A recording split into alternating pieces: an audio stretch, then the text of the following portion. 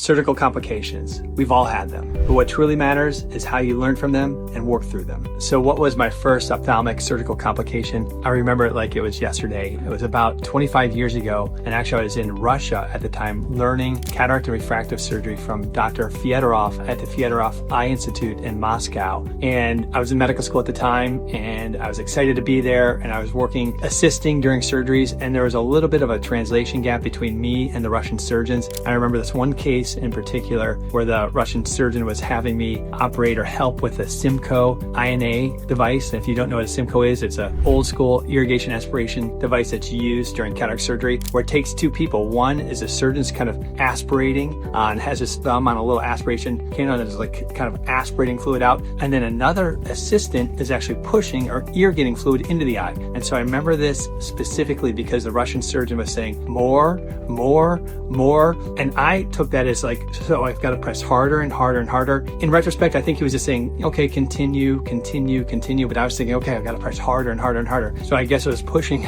every time he said, okay, a little harder. Next thing I know, I see that the bag breaks. I think I've over irrigated into the eye. The surgeon gets frustrated, now has to do an anterior vitrectomy. I remember I felt terrible and I lost sleep. Everybody remembers their first broken bag or the first anterior vitrectomy. And I remember the surgeon afterwards kind of sat me down and, in his Russian way, basically said, you know what, that's maybe your first broken bag, but that will not be your last broken bag. Remember this, and remember things happen, complications do happen. The key is to work through them, be prepared for them, and try to get the best possible outcome. But understand, you will remember your first complication. You will remember that first broken bag. But remember, it happens to everybody with surgery. There are complications. The key is understanding how to avoid them, and if you do encounter them, how to treat them. Thank you.